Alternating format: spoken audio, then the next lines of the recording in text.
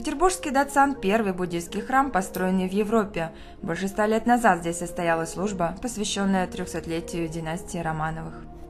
А это неотъемлемая часть буддийской культуры – молитвенный барабан хурде. Издревле их устанавливали у храмов Тибета, Монголии и Непала. Неважно, внушительных размеров барабан или совсем крохотный, бронзовый или деревянный.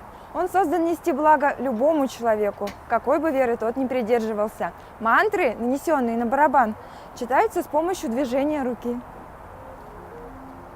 Буддисты России встречают Новый год дважды, общепринятый и по лунному календарю. Это праздник белого месяца Сагалган.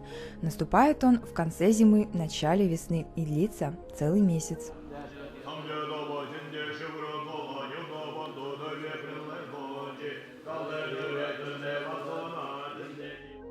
Праздник символизирует пробуждение природы от зимней спячки, завершение годового рабочего цикла, приплод скота и изобилие молочной пищи. Возможно, по этой причине традиционным угощением на праздничном столе всегда была белая молочная еда – творог, сметана, а также национальные блюда, такие как арса и саламат.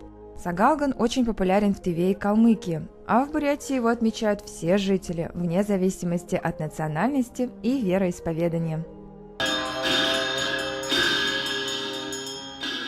Подготовка к празднику – отдельная традиция.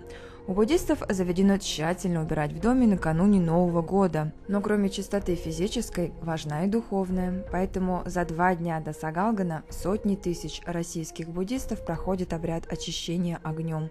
Самостоятельно разводить ритуальный костер строго запрещено. Огонь должен быть освящен ламами и может находиться только у монастырей.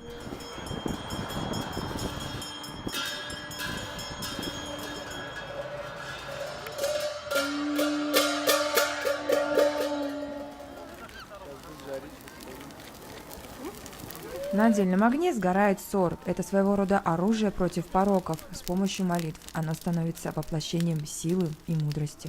Нельзя быть сильно, слишком богатым, потому что большое богатство приносит несчастье. Нельзя быть нищим, потому что нищета тоже приносит несчастье. Поэтому мы должны эти качества в себе, серединности, в себе взращивать и понимать, что именно это важнее всего. В символичном костре Дукжубы сжигают табалены.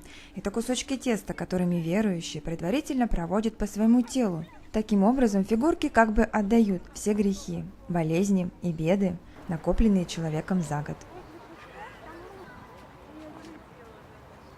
После этого обряда люди духовно очищены. И теперь можно спокойно шагнуть в следующий год только со светлыми помыслами и пожеланиями добра всему живому. Мария Абыкова, Тамир Сембеков. Специально для школы телевидения «Кадр».